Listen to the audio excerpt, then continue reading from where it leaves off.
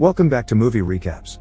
Today I will show you a crime, thriller film from 2005, titled Revolver.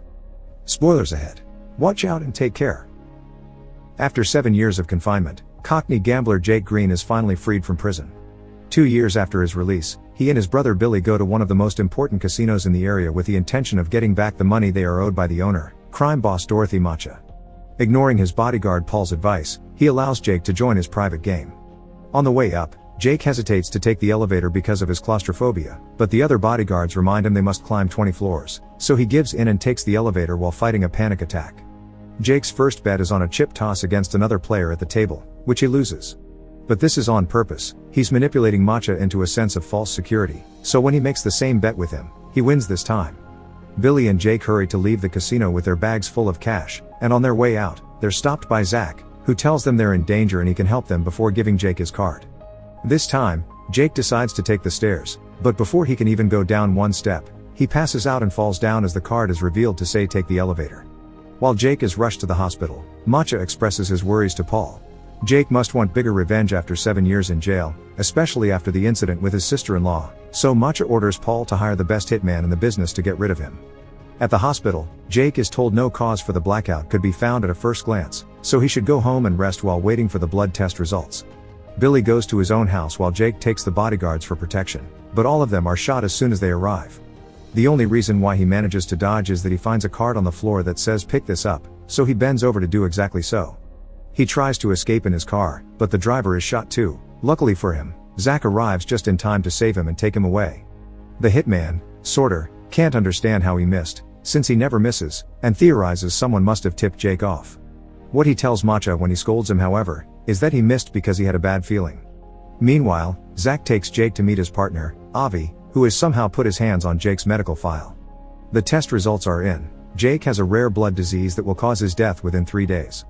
The men offer Jake their protection in exchange for 2 conditions, which are not negotiable. He must give them all their money, and do anything they ask for, including answering any questions. They give him 3 hours to decide, but Jasky leaves without saying a word because he's convinced they're trying to trick him. The results he gets at the hospital are the same ones, but Jaskier once again thinks the lab must have been paid by Zach and Avi, so he gets a second opinion from his private doctor, who also gives him the same prognosis. After threatening him with his gun to make sure he isn't also being paid, Jake admits he has no choice and, after taking money from the bank, goes back to accept the men's deal. As they go out for a ride, Avi explains they're loan sharks, and it'll be Jake's money that they'll be loaning. After visiting their first client to drop the money, Avi demands Jake to tell him all about his history with Macha. Macha used to have 3 very stupid men working for him called the Three Eddies. They lost their card man before a big game and knew Jake was a good player, so they called him to replace him. Jake wanted to refuse, but they threatened Billy's family, so he had to accept to protect them. During the game, however, the other men on the table began insulting Jake and his mother.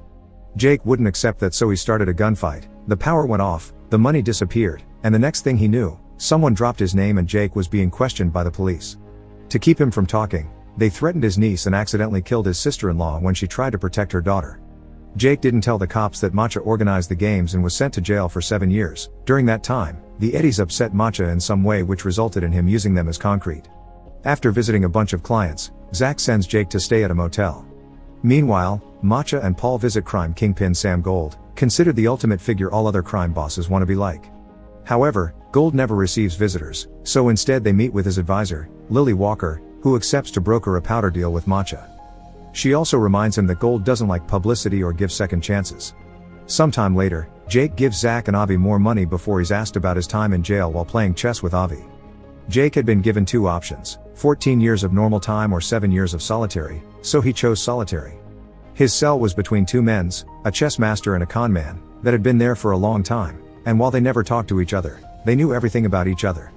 During the first 5 years of Jake's sentence, the 3 of them would communicate by sending messages written on the library books, and that was how Jake learned their formula to win any game in the world. The 2 men were planning a prison break and promised to take Jake with them, but when they finally left, they disappeared without a word and left Jake behind. When he was released 2 years later, he found out those 2 men had taken all his money and only left behind a note that said you can only get smarter by playing a smarter opponent, so Jaker started using the formula to make himself rich at various casinos. As the days pass, Jake continues working by visiting various clients and giving away his own money. He's also supposed to threaten them if they don't pay, but he can't bring himself to hurt innocent, desperate people. Meanwhile, Avi and Zach are chaining the side of a wall to a truck so when they pull, they break said wall and steal the safe on the other side. This safe has the powder Macha had promised Lily, so when he finds out he's been robbed, he sends Paul to solve this no matter what it takes. Paul goes to see their rival, Triad Kingpin Lord John, who accepts to provide them with the powder on such short notice but only for an overinflated price. Jake, Zach, Avi, and their team go to the hotel where the exchange will happen. They sneak into a room next to the thugs to make a hole in the wall and inject sleeping gas, putting both Macha's and John's men to sleep. Then they steal the money and the powder, framing it to make it look it was Macha that robbed John and vice versa. Sometime later, Jake gets a call from Billy, who tells him he's been asking around and has found out that Zach and Avi are so dangerous that not even gold would touch them, so Jake should get out of there. Jake doesn't listen and goes back to work, where he's being expected to shoot a scared client. He refuses and tries to shoot Avi instead, but he realizes the gun is empty right before Avi knocks him out.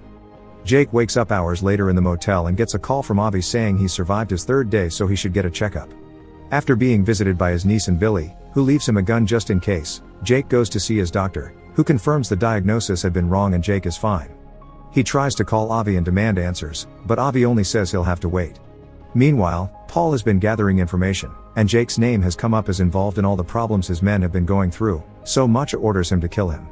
When Jake returns to the motel, Avi and Zach are waiting for him and warn him that Macha's thugs are waiting inside the room. Jake runs away and the men go after him, but he manages to lose them, especially when one of the thugs slips and shoots himself by accident. The other criminals find the body and think Jake did it. Jake goes to see Avi and Zach at their office, where they confess they've always known Jake didn't tell them the whole truth about his old deal with the Eddies. Those three clowns had been waiting for Jake when he got out of prison to kill him, since what he did caused them to get fired by Macha. To save his life, he offered the Eddies a deal. Every month, he would give them 3% of any money they would lend them. The first time, only one Eddie agreed to it. But when they saw he kept his deal, they all wanted to be in, this time for a 4%. In truth, Jake was paying each Eddie with another Eddie's money, so he wasn't losing anything.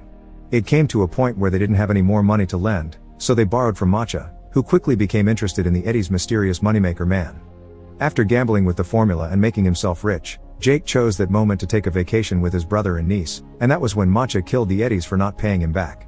Speaking of Macha, he's having dinner at a fancy restaurant when he's visited by his henchmen, that tell him Jake escaped. Sorter recognizes John's lover pretending to be a waitress, so he shoots her before leaving the restaurant to go after her driver. However, his shooting is still off and he only got to hurt her, not kill her, so before dying, the woman manages to shoot Macha's finger off in the middle of the commotion. Then, Sorter is sent to Lord John's hideout to kill him and his men. Back to Jake, he's still chatting to Zach and Avi while they play golf on a roof. They explain to him that nobody ever gets to see gold because he doesn't actually exist, he's just a representation of ego and the personification of greed, he only has power over those who invest in him. So what Jake needs to do is change the rules of what he allows to control him. Afterward, Jake takes the rest of his money from the bank and donates it all before sneaking into Macha's bedroom. While fighting with the voices in his head that represent his ego, Jake apologizes to Macha for tricking him out of his money, accepts him as the superior crime lord, and tells him he's made a donation in his name before leaving. In order to confront his fears, Jake takes the elevator, which gets stuck on the 13th floor. While fighting off a panic attack, he has a conversation in his mind in which he rejects his ego, finally stepping out of the game as a free man.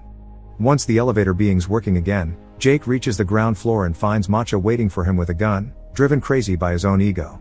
However, Jake is at peace with himself and simply walks past him, which drives Macha mad because he can't understand how someone won't fear him. He begins crying as he understands how thoroughly humiliated he's been.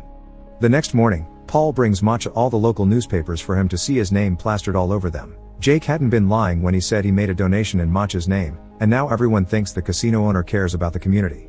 Macha is happy to take the credit, but his happiness is short-lived. Paul also informs him that Jake has the powder and he's been playing them all along. Paul, Sorter, and the rest of Macha's henchmen go visit Billy, who manages to hide his daughter in the cupboard when he realizes one of his bodyguards has betrayed him. Once he's found, the men begin hurting him while interrogating him, not believing when he says he doesn't know where Jake and the powder are. Paul's methods are quickly escalating and Sorter starts feeling uncomfortable, especially when they make the girl come out of the cupboard after they hear her sob.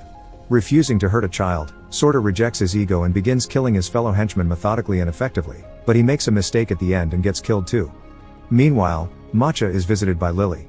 She brings him a wreath sent by Gold, who isn't happy with seeing Macha's name all over the newspaper since he doesn't like publicity.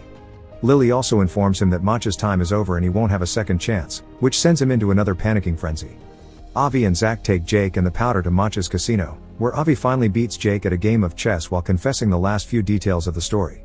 He and Zach had been the men in the cells next to Jake's, and they always wanted to take him away with them, but he hadn't been ready to accept the truth, implying they have been nothing but merely figments of Jake's imagination.